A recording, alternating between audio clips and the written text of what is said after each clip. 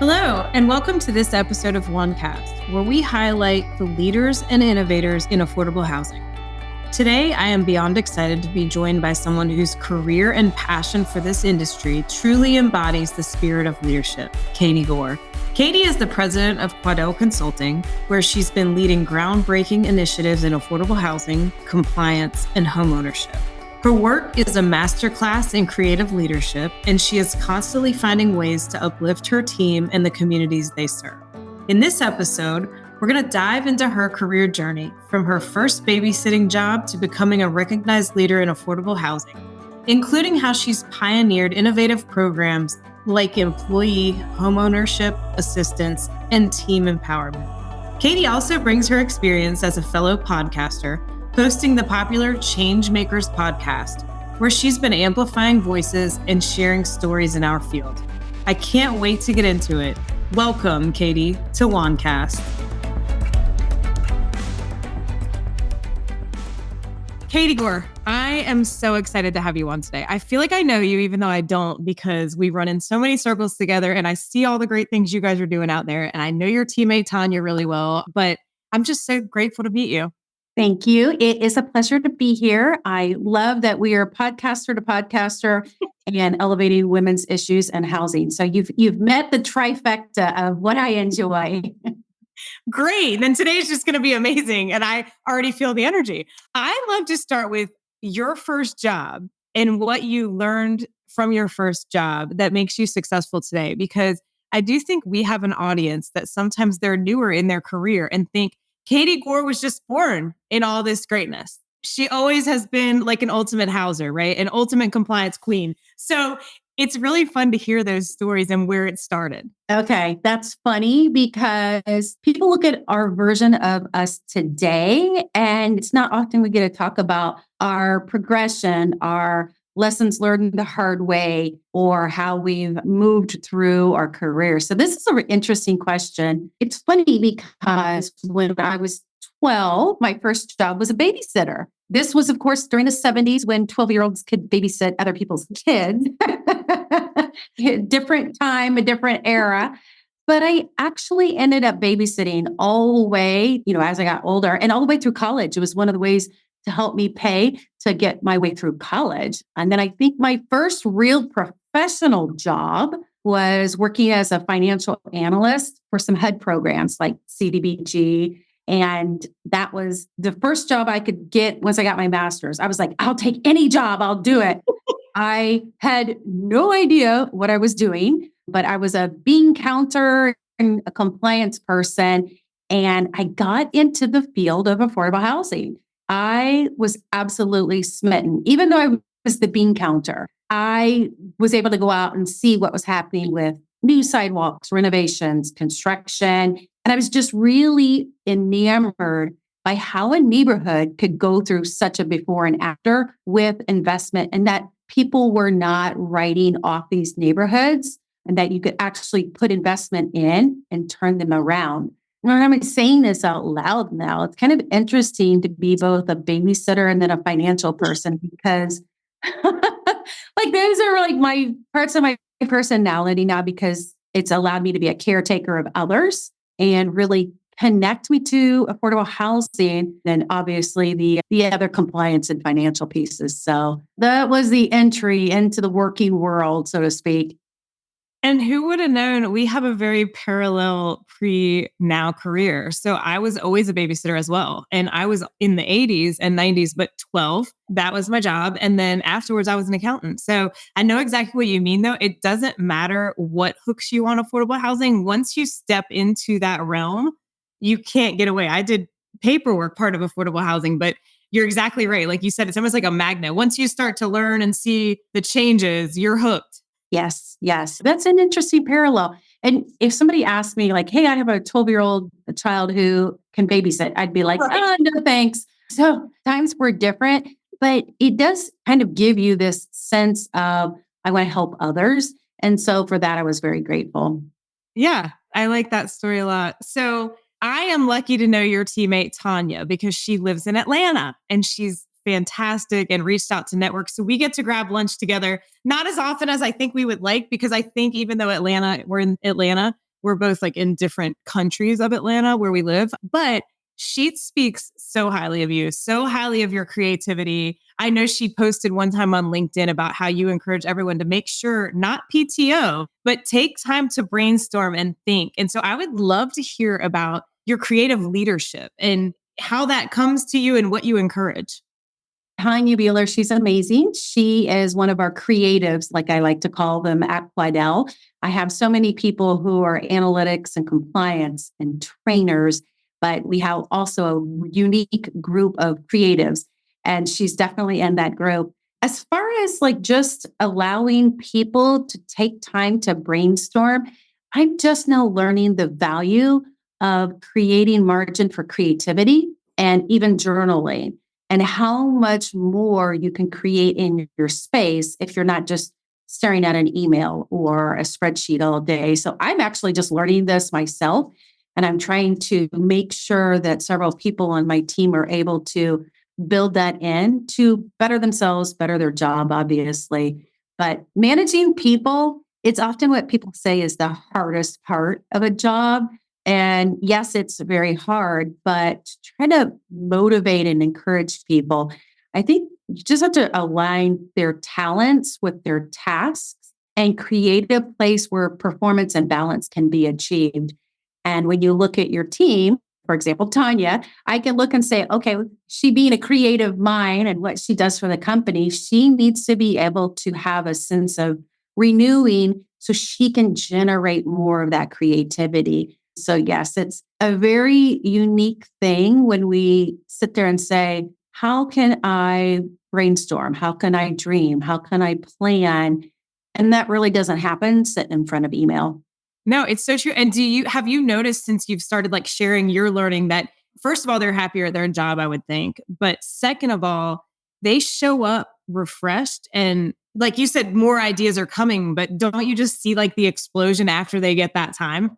Yes, yes. Yeah. And it's something that I think has like peaks and valleys, like everything else. I mean, they're, depending on what the workloads are and, how much traveling you're doing and all these different pieces. But this work is hard, and you have to have a way to pour into yourself when you're pouring out so much. And a couple of the things that Tanya has worked with me, and the two of us have actually created a program for our team. We did a couple proof of concept go rounds, but we've actually rolled out some formality to it.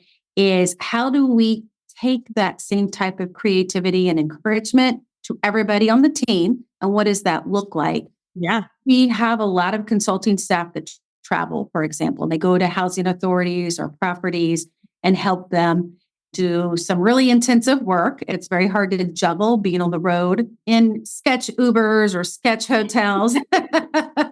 So, I mean, we have to sit there and say, okay, so why are we doing this? Because honestly, there's never enough money.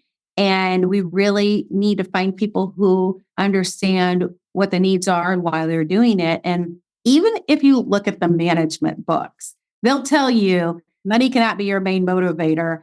So we've actually tried to formalize what else is there then. Yeah. And we've tried to create these baselines of what we want to do for our employees.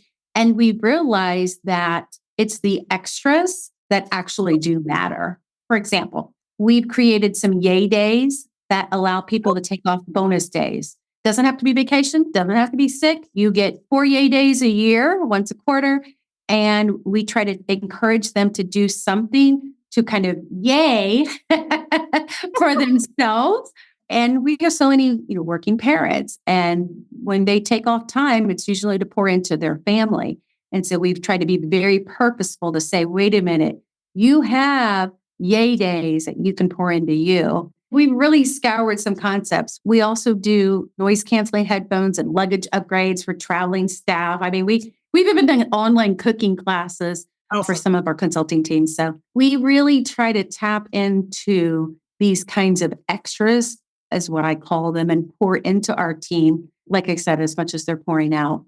Yeah, that's great. And I feel like you said it's more valuable than money. I think it is to most people because it's a memory. It's a down day almost that you wouldn't otherwise have, whether it's cooking class online or not. We did a chef's competition one time where we were each given ingredients broken up to groups and we had to make the best meal. And it was so much fun. And people still talk about it. It's been like 7 years now. So Oh, I I think love you're it. right. In the extras, it's like, how much money can you give someone when they're really thrilled, right? Versus that experience you're giving them. Let me brag on Tanya for a minute. So Tanya used to work in our Indianapolis office probably 15, 17 years ago when they lived in Indianapolis. And then they moved to Atlanta. And, she changed jobs and so forth. And dynamics were changing. And she called me up and she said, "Hey, I'm looking to get back into the workforce. I'm looking around."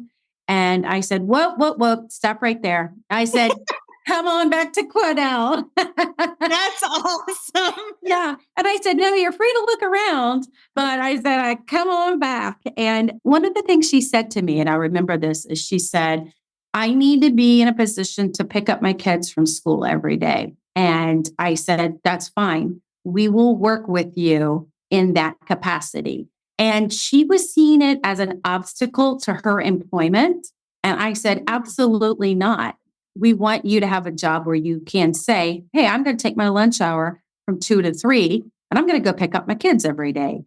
And I think that component is something that's missing from companies when they don't recognize talent and they don't recognize roles that people have in their real life, and they're not able to make some kind of adjustments. And not every office can do that. If you're the person that has to sit up front to greet people who walk in the door, you have to be there. But in the roles outside of those exceptions, I do think people need to strive to create the tasks to align with the talent. Yeah, I think you're exactly right. We have one paid employee at WAHN. Her name's Andrea. She's actually in Greece right now, having the time of her life. But it's fascinating because I'm in Atlanta, she's in Texas. And when we were first hiring, I have worked with remote employees and teammates before. So that made it a little bit easier. But, trying to monitor that. But don't you agree? Like, she's such a golden nugget for us. And I place all my trust in her. I don't know what Andrea is doing halftime. I know she's busy. I know everything I need is to me before I even think about it again. So if you give someone that flexibility and they're a top performer, it's just such a great match too. Like, you're so happy, they're so happy, and it just is like a thriving environment. Yeah. Yeah. I mean, again, we have to put some parameters and guardrails on it. The person who's greeting can't have random hours. So there is some applicability here, but assuming those things are aside, that those guardrails can be created to really blend people with the job and with what needs to be done on their own. Well, like you said, then the people that are sitting at the front and have that forward facing and have to be in a certain location, they can get yay days though, right? And someone can cover for them. So there's other ways to get creative. I love the yay day and the rhyming of that. So one of the things that I've been really interested in since I saw you posted on, I think it was you posted on LinkedIn, someone did, about the home ownership program that Quadel is doing. And I was just blown away. I've been so excited to talk about this. Will you explain all about this and what you guys are doing for your employees in the home ownership space? Okay, you have hit an absolute love button for me because this was a moment when I did some introspection and I said, hold on, we are an affordable housing compliance company. We believe on certain principles related to stability, home ownership, futures of people. And I said, we're missing a huge component here related to home ownership assistance. And what really took me to task was I interviewed Marietta Rodriguez. She is the CEO of NeighborWorks America. Okay. And I also interviewed Mike Lofton, the CEO of HomeWise. And both of those organizations, I had them on my podcast. Both of them, their whole mission is to get people ready for home ownership. And I was listening to them and what they're doing and the impacts. And home ownership is something we all sort of know. And I went, wait a minute, we don't have any skin in the game. We're not doing that for our own employees. And I felt really convicted by that, especially since we're a company that believes in affordable housing, all of these other mission-minded things. And I came back to my team and I said, of course, I sent them the podcast list. And I'm like, you have to listen to this.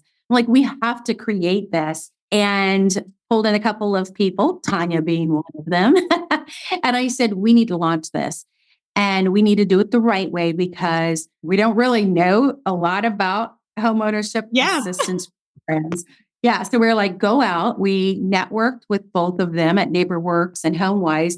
And we said, tell us how your program looks because we want to create the same thing. So the program, pretty self-explanatory, but it's a one-time taxable financial bonus of $5,000. And you get an additional paid off day for logistics. So you could do it for moving, closing process, utility connections, and you get an extra paid day being a new homeowner. And it is for first-time home buyers. There's also obviously some other parameters. We want them to go through a homeownership counseling program because we want them to be successful when it comes to financial management. And we thought that was a really big part of this as well, because it doesn't benefit anybody if you get in and 7 months later, the water heater breaks and now you're struggling to make a mortgage payment. So we did require them to go through a homeownership counseling program, which is similar to what both of those organizations do as well. There's a couple of other details. Obviously, we put some household income parameters that can't exceed 150% of the low income limits that HUD identifies. So we really wanted to target specific employees in our organization. We also, obviously, we have some good faith types of parameters. You can't buy it and then make it an Airbnb 3 months later. So we do have some guidelines there just to make sure that everything is in place and stuff like that. But we also wanted to build in some post-purchase check-ins to just make sure that we are hearing as a first-time home buyer what is happening, what's going on, what do they wish they would know, so we can then feed back that in to the program as well. But from my perspective, these kinds of programs are out there. We didn't have to reinvent the wheel. We just found experts in it and we said, okay, what can we take? And then, of course, we ran it through legal, tax, all the people who have to have the eyes on. And then we have a committee that reviews the applications. And within 4 months of launching this, we had our first home buyer. Oh my gosh, we were so happy. If I could have been at the closing, I would have been right there with them. I was so excited for them. And it sort of pushes a person over the edge to say, I'm ready. And $5,000 is some good walking around deposit money. Oh, yeah, it is. Yeah. And I just think it's so cool because you guys thought through what can we do? I think there's a lot of companies that can implement something like this. And just to reiterate, like you said, these programs already exist. Nobody has to reinvent the wheel. Call Katie Goar, call NeighborWorks, learn how it's done. And you're helping people that are already working for you accomplish the goals that we're all working towards. It's just amazing because you just made it happen. We did. And I've actually had people say, what do your parameters look like? And I'm like, what's your email? And I just send it right to them. So I'm like, reduce the obstacle that you think is going to be an institutional obstacle. It's not there. Go through, vet it, create it, do it. That is just great. I can't get over it. I'm like, how have we not heard about more people doing this before now, right? It's so great. Well, thank you for being so creative and helping your teammates. You've been leading Quadel for 15 years. I've been at Quadel for about 7, and I just now celebrated my 9th year as president. 9th year as president. Okay. Oh, 2015. That's why I was saying 15 years. Thank you. 9th year. What is one thing about leading a company in the affordable housing industry that still surprises you after all this time? Yeah, I can give you the good, bad, and the ugly. How's that? I think the good is that people really want to help people. There is still this component that the people who are doing these jobs, we really, really want to help people. And so despite this ever evolving nature of need, you're in it and you're like, oh my gosh, there's still so much need. And I've been doing this for all of these years, but there still is this mind of people who want to help in the affordable housing industry. I am always just enthusiastic when I see what's happening in the various programs and you hear the people whose lives are changed. So that to me is the absolute best part of this. I'd say the bad, I suppose, is that the rules keep changing. And oh my gosh, the compliance and the technology, and it's just changing so fast. I mean, just when you get everybody up to speed on compliance, the rules change. And that's really difficult. It's a little bit easier when you have Yardi portals and automation to speed up the process. So we're better at handling some of those compliance changes. But boys, I remember the day when you actually would wait for the HUD notice to be mailed to you. And so it's completely different now of how fast the compliance changes are happening.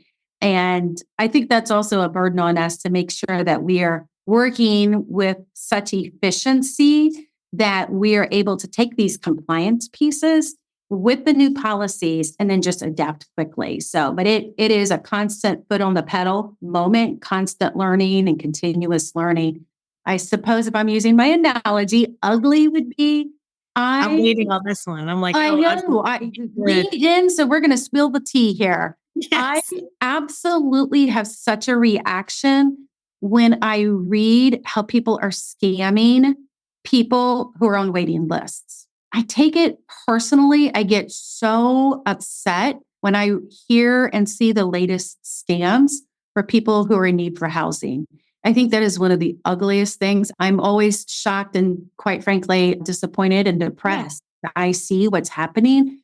And I say people who are on the waiting list, but it's also people within the housing authority or wherever that is happening. I have such a reaction to that ugly part of taking advantage of people who are in need.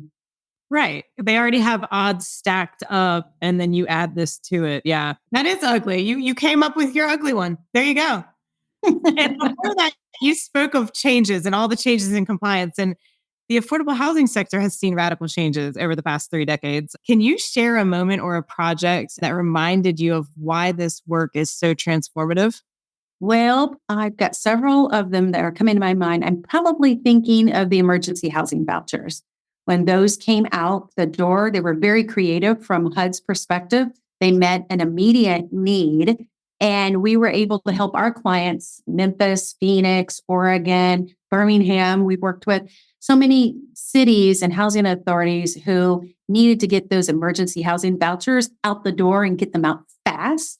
And we were able to help them not make it a month long process. So the speed by which that was done was one thing, but also just the effectiveness of it was great for the industry. I mean, that's true transformative if you want to classify that as transformative, because I mean, I've been in the industry a long time and there were more people saying, how can we make this happen? Than there were people who were trying to pop up obstacles.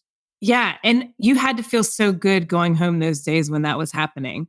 You got it streamlined, you got a clockwork, it's going out, you're helping people. And Agree. And that's a lot of times what a lot of housers live for too. Okay, you all specialize in compliance, consulting, and strategic development at Quadel. Is there a particular program like HCV, LIPH, low income housing, or RAD that you believe holds the most potential for innovation right now? That's like trying to ask me who my favorite child is. I know. It depends what day it is. It depends what day it is. It depends what day it is. Right. And I have 5 children, so I can rotate around. You have 5 children? Yes. Good for you. Thank you. I saw recently you guys painted a parking spot for one of them. Yes. That was not your role. I like your role. Not my role. I delegated that role. Good for you.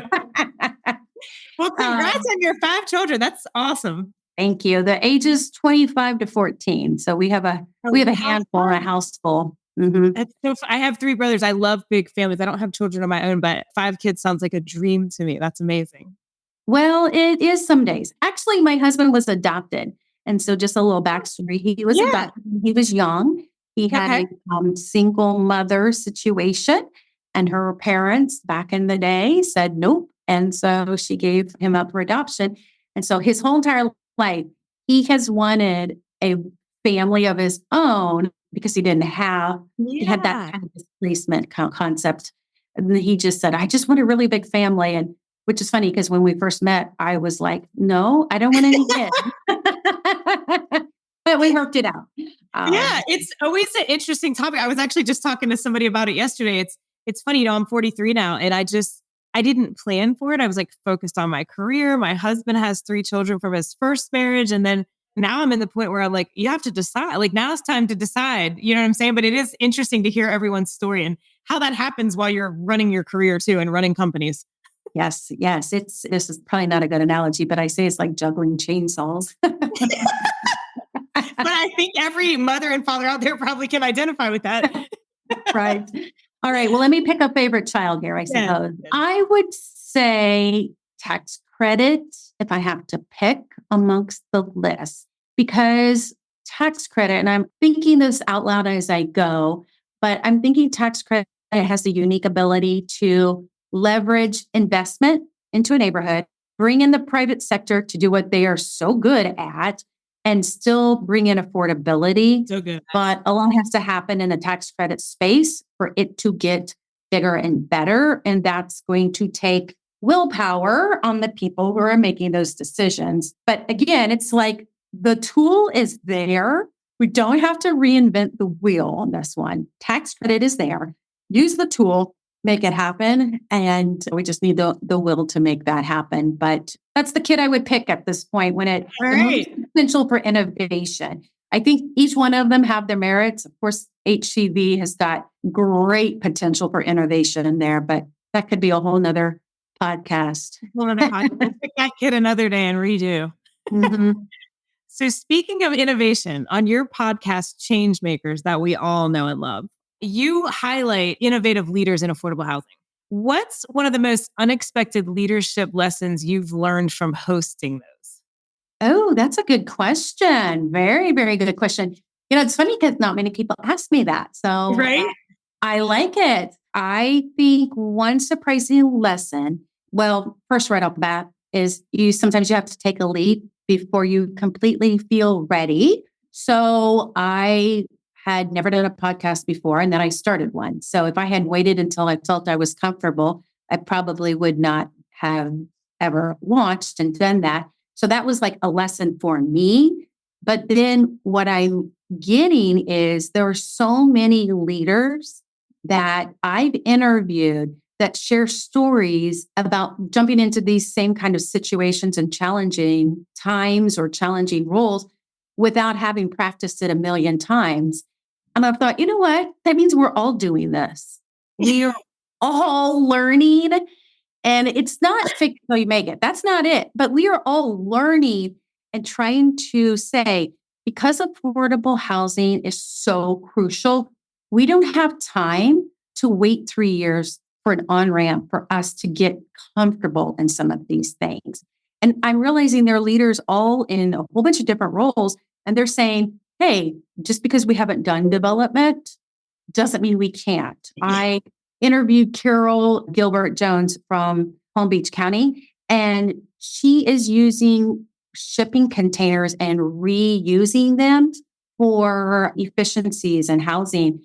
And she has received a lot of resistance, and she has gone through it with such grace and poise and incorporated this innovative concept to providing a whole bunch of units. And I just thought, well, look how brave she is because the need is so great. She is saying, I'm going to jump into this challenge. And I don't know that if I would have heard that, had I not interviewed her. So we're doing more than just best practice sharing. We are learning how people lead. And we are doing more than just like amplifying people's voices as expert. Like there's just so much here. Also, another lesson is that I'm reminded so many times of the power of amplifying people's voices. So sometimes people go unnoticed, or maybe their stories or what they're doing is untold. And I love that a podcast can be the equalizer and get what they're doing out there into the greater world. I've had people share perspective on their own experiences actually growing up in affordable housing. And we may not have ever heard that. And so I just love that a podcast can do that. And if I think of another one like Kelvin Jeremiah from Philadelphia, he actually went and talked about his first permanent bed was when they were in affordable housing. And so hearing his life story puts so much context to how he's leading this huge housing authority. And you really start to understand the leaks that people are doing with their day job. And we wouldn't know that otherwise. Yeah, no. And I think hearing those stories and people sharing their own story makes a lot more people comfortable to share and maybe not be feeling like not confident sharing some of their history because we're all learning from it and we're all getting better from it. And the people that grew up in affordable housing that then are leading and working in affordable housing are making real change, right? It's leading with experience. There's not a lot of forums that we're like, let me share my personal backstory or let me share why housing is important to me. Because, when we go to conferences and such, we're like, I want to learn about HOTMA. I want to learn about HIP. Yeah. There's all these other things we have to do. And so what you guys are doing with your podcasts and, what we've on really on any of these channels, it's just something different, I think, for us to be able to openly share our stories. And as I hear from other people sharing theirs, it gives me also the courage to share mine as well. Yeah. We interviewed Miss Hazel Ann Harris, who lives in Atlanta now, grew up in affordable housing, and she was just fascinating to learn from. And she vividly remembers the day that they were moved into a house and it was their home and the pride. And I think as housers, we all already believe in affordable housing. My wish, dream, and hope is that some of these podcasts land on the ears of people that are not in the affordable housing industry and they hear the stories of the residents that are being served, because sometimes we all know that there can be thoughts about what affordable housing is, but I think that's how we make the difference, right? Sharing the And story. we need to keep saying how it works. Yes. I have this funny hashtag that I use. It's like a hashtag Section 8 vouchers work because I like that. I know. It's Very simple, guys. It works. Exactly. It works. Stop it. It works. Because so many times you hear when it doesn't work. And that's what makes the headlines, when the property elevator is not working, when the grass isn't mowed. And those things are not working. But that means something in the system, something in the compliance, something in the management, something in the accountability structure is not working. That doesn't mean affordable housing is not working. So I think part of our role is to also say how many other things are working that you don't hear about. And so these are the perfect forums for them. You're right. That's exactly right. All right. You've been recognized as one of Affordable Housing News Magazine's Women of Power. This is so appropriate for you. What advice would you give to other female leaders in the affordable housing industry? Oh, let's see here. What advice? I guess I could look back and say that one, when you say women of power, that is a great title, but you also need to understand the bruises and the bumps along the way of learning. And if you are in a cozy culture, then you're not being pushed to learn. And the best way that I have been able to learn is through hardship. And it's not been the easiest, but I think that advice would be is what you think might really be difficult right now, or maybe your mind is sitting there and saying, I want comfortable, I want easy, I don't want to be learning, pushing, doing. That's not going to benefit you in the long run. And the things that have benefited me in the long run was when I worked for a terrible boss, because then I learned how to be a good one. Isn't that one of the best learning experiences of your life? I would not trade that for my life. It was terrible when I was in it, but yes. Afterward, I said, I know now what not to do. Which is why Quadel is thriving. Yes. Along with your natural talents. Yeah. So, and then, I look at also times where I said, why am I doing this? Like, yeah, I'm working in this field and I don't know why I'm doing this, but I didn't realize that job was setting me up for the next one. And so I think when people are looking at making transitions or, we're talking about advice, there are times when you cannot see the value of where you are or how hard it is. They're just like, I want easy. I want something easy. I don't want conflict. And again, you do have to have some self boundaries. So I'm speaking generally here. You have to have some preservation here. So I'm not talking about anything. I'm talking about just like, okay, if there's conflict, figure out how to work through that. Find what is the productive way to sit there and say, I have people yelling at me because there's no voucher and they can't find a unit. Okay, yes, that is very difficult, but work through this. Let's see, how can we break this apart? What does that look like? Is it taking too long for them to find a unit? Is it taking too long for them to get? And be the person who is actually going to say, let's break the process apart. Let's analyze it. Let's make it better. I know this conflict for this moment is very uncomfortable and I don't like getting yelled at, but I realize you're going through housing insecurity and I realize I can help figure this out where the process is. And I'm just using this as an example, but so many times we rush away from these kinds of experiences and we forget how much we can learn from them moving forward. And when I first started in the industry, I realize now those were all preparation steps for me. That is great advice. Yeah. And I think you learn the most or the most quickly through examples like that. Well, Katie, I'm so glad we got to spend time together. You are constantly giving back, whether it's through your company and the Homeownership Program, whether it's spending time with us on WAHNcast. And another is, we know your company was very generous and gave 5 scholarships to the WAHN Summit. And we've heard from all 5 of those people that would not have been able to go. And they feel like it was very invigorating to attend. So thank you so much for all your generosity and giving back now that you have shown how successful you are.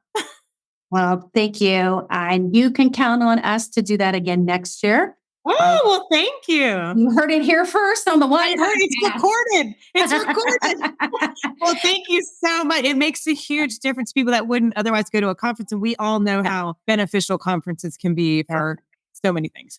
And I tell you, when I was in college, there was a point when they told me to withdraw from college because there was like, there's no way you can continue. There's too much of a financial gap. And I had some choice words that I responded and said, no, absolutely not. This is not how this is going to end. And I marched out of there. But I remember the conflict and the point where I said, oh my gosh, nobody believes in me in order to make this next step. And this is why I want to sponsor scholarships, because I think that if you just have one person that says, wow, they believed in me, they're going to cover me to do this, that really can change a moment for a person.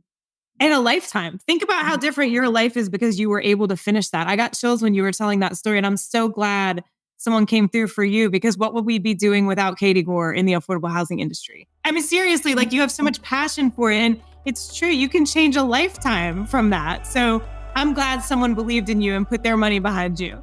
Thank you. Yes, Katie, it was so nice to meet you.